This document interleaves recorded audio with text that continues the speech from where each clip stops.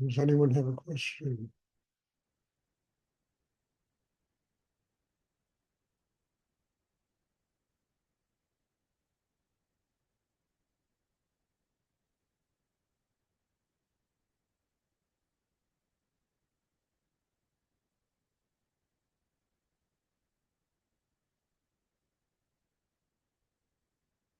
I have a question, Stuart.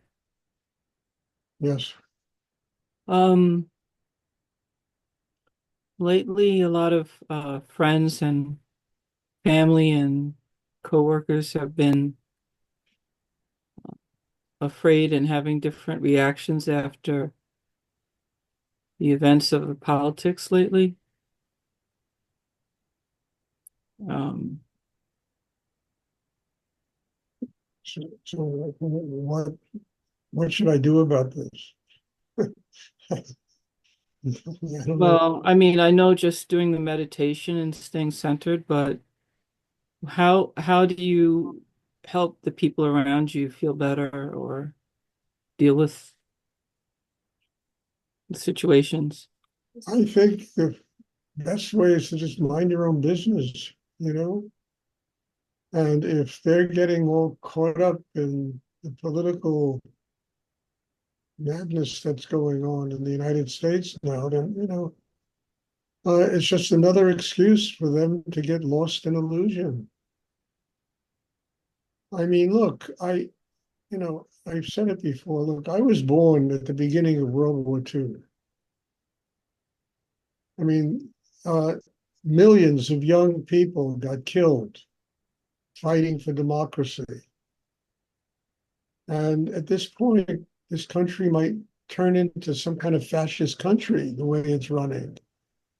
Uh, I mean, it's all an illusion. It's all an illusion. And as Rudy said, the best way out of town is up, you know, connect with God, connect with higher energy, connect with what's real, bring about inner peace that enables you to deal with whatever that illusionary world brings, and to recognize it's all transient. It's all transient. How can you help those people? I don't know if you can, Carol. Just have patience with them. I really mean it. There's nothing you can really say that's going to make them understand that they need to have a spiritual life. They need to connect with higher energy in the universe. When that becomes real inside them, they will come to you. They will ask you, what do you do? How do I find some kind of inner peace in myself? I mean, I don't know what to do about what's going on in the politics of this country. I know what to do in myself to keep from being devoured by it. I know how to work on myself to keep myself detached from it. I know how to live in a world without expectations about the way it's supposed to be. It's God's world. And all of the tests are given to us to see if we can, you know, use the tests to grow closer to enlightenment instead of getting sucked into all the illusion. Are any of us going to fix this world? I don't think so. I told you many times, I had a long conversation with God about that. And I really said, look, I can fix me. I can work on me.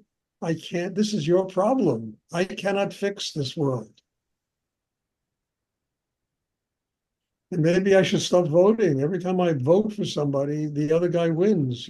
I mean, always, it's always, I voted twice in my life. Both times it was not for somebody, it was against somebody. And both times the person I voted for lost. This is really true. So I stopped voting. I said, I voted this year because I had to say something. I voted. Person I voted for lost. Am I going to get crazy because of that? Am I going to think the world is going to come to an end because of it? No, the world is not going to come to an end. We might have some rough going the next 3 or 4 years, maybe the next 10 years here, but the world is not going to come to an end. And I honestly believe this, and it almost sounds like a fairy tale. The world will come to an end when everybody living on this planet finds unconditional love in their heart. Then there'll be no more karma to work through here. People will be finished with this level of karma. Love is what will bring this planet. The world will come to an end because people truly learn how to love unconditionally. They have worked out their karma here. There's no reason to come back here. The soul has found and has been nurtured, and it has truly developed what it was here to develop. All of this bullshit that goes on means that the world is going to be here forever.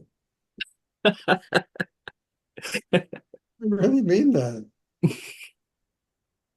There'll be a solution to climate this and that. Always something always happens that the solution comes, you know.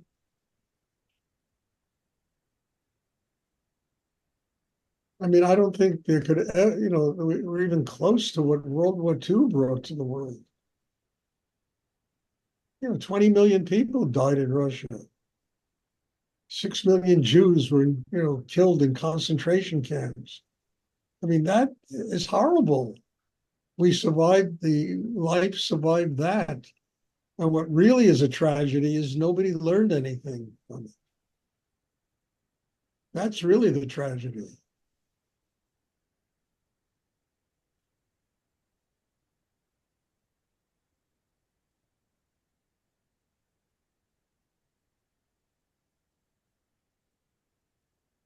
So I don't know how to answer that question, Carol. I don't know what you can do except probably mind your own business and just stay open to these people.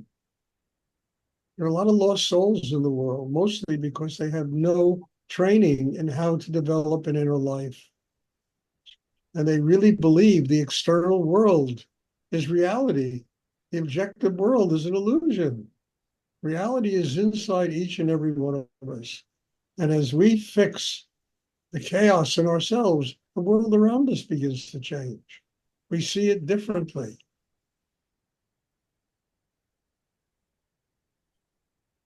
But you have to be ready to do this, Not necessarily what I do, but something that enables you to see what's real and what's an illusion.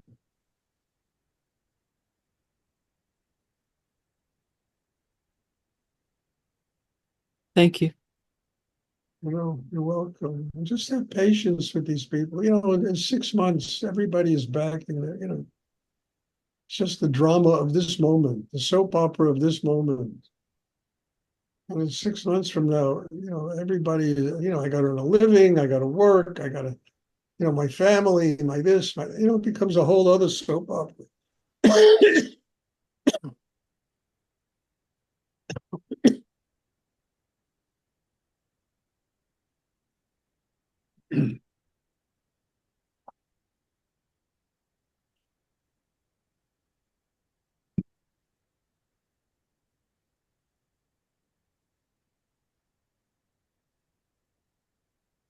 I mean, the saddest part of all of this is people don't learn. They don't learn. I mean, you hear people screaming, these lunatics, the Holocaust didn't exist. It's made up. I mean, it's just people are just, they don't learn.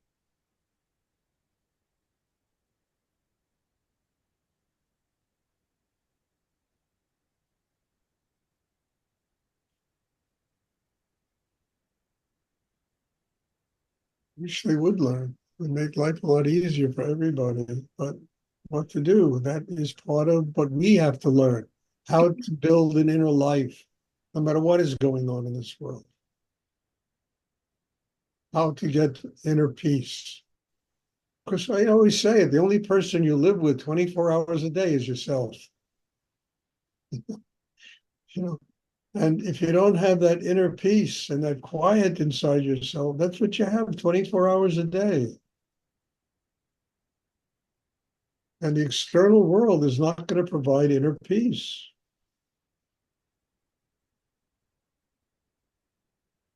What provides inner peace is building a system inside that is connected with spirit. And then you can love people, you can nurture them, you can sit and listen to them. They come to you with all their complaints about the politics. You don't even say, oh, we just listen to them.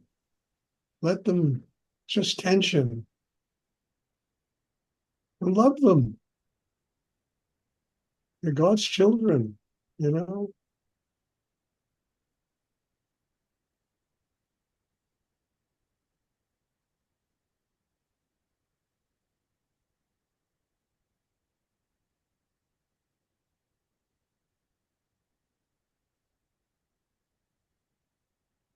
Does anyone else have a question?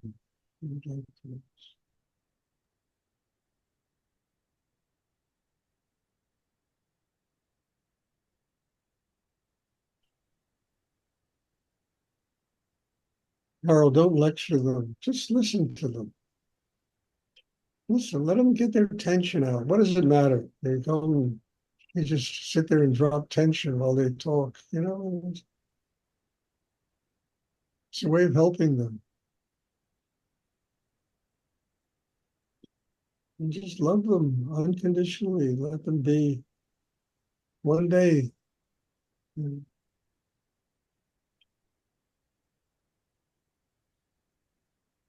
might see some kind of internal light.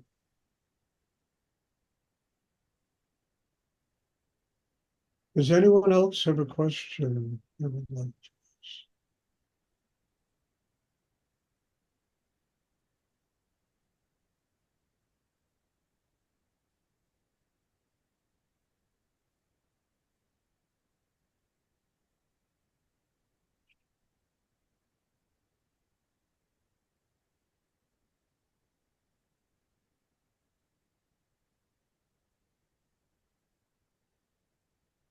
And it's like some kind of bad joke, you know. I was reading today, you know, I really kind of stopped reading the news, but I saw a little bit of it today that Trump nominated some guy who was on trial for raping a woman as the DA, as the attorney general. I mean, it's almost like insane.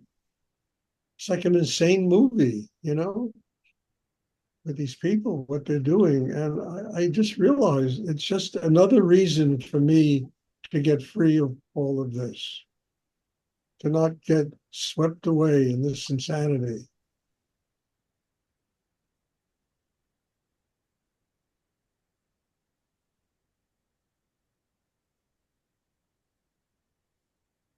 And just enjoy life.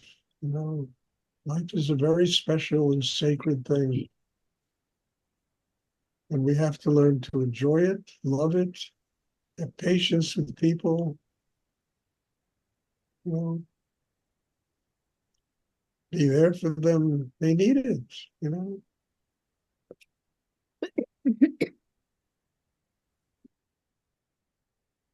Does anyone else have a question they'd like to ask?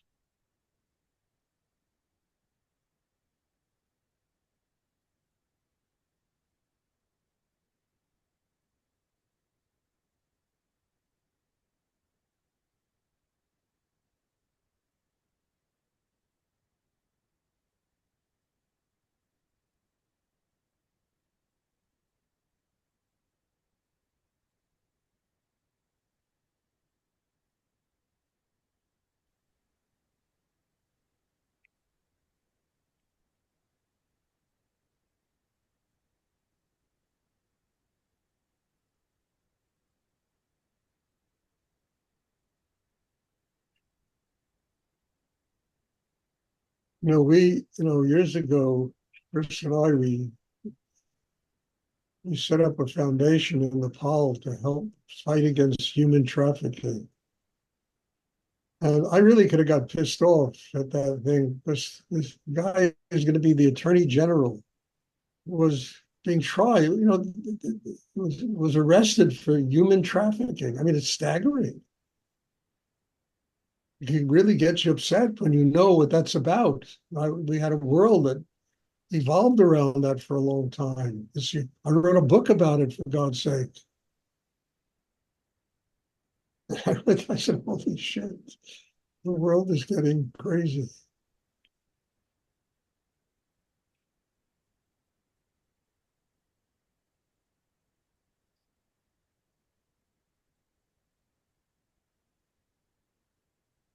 But it's that wonderful thing. Forgive them. They know not what they do. They really don't know what they're doing. They function with a lack of consciousness, with a lack of spirit, no connection to higher energy. So all in the ego, the mind. You got to forgive them. Otherwise, it's just too much. You go crazy. You go crazy with what these people do.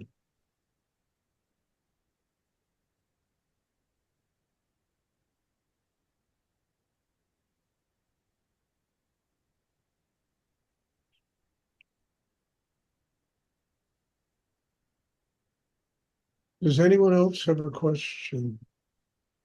And I just feel very blessed that I could sit and do this work with all of you. I can work on myself and keep myself from getting swept away in all of that illusion and connect with God and then bring an open heart to people, bring unconditional love, unconditional compassion to other people, not by lecturing them on how to love, but just being there for them, being there for them, listening to them.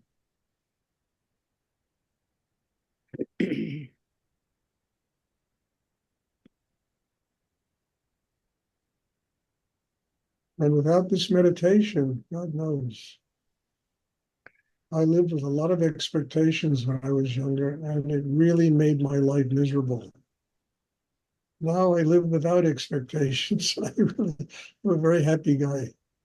I mean that. I laugh a lot, have fun.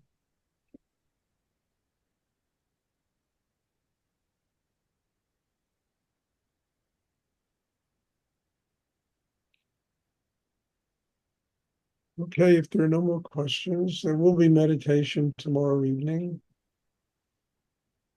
Remember, each of these classes incrementally gets one closer to being able to laugh all the time. That's right. About spiritual enlightenment, just to be happy, be able to forgive the world all of its insanity and and find what's sacred, and even the craziness is sacred. It's there to teach. On Friday I'm going to a place where I'm going to read a short story I wrote. And when I was younger, I was very influenced by Kafka, by Gogol, guys that wrote about the absurd. And this story is about a young kid who gets up one morning and looks in the mirror and he can't see his face. And the whole story is about him trying to come to terms with the fact that he can no longer, he's become invisible, you know? And there's so much truth in that because we see everybody else and we see everybody else, but we never see ourselves. And I think this is a very big problem in the world, that people have not built the capacity to truly see themselves. So we see everything else and the mistakes and the problem, but we never take a look and see ourselves. When we look in the mirror, we're invisible.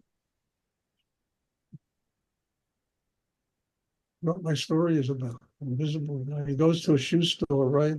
Standing outside a shoe store. And he can't see a reflection of himself in the glass, but he sees shoes that are for sale. The salesman waving for him to come in. And I mean, it's just a symbol of how people live, They don't see themselves, but they see all the material things and you know, I want this, I want that, I want the other.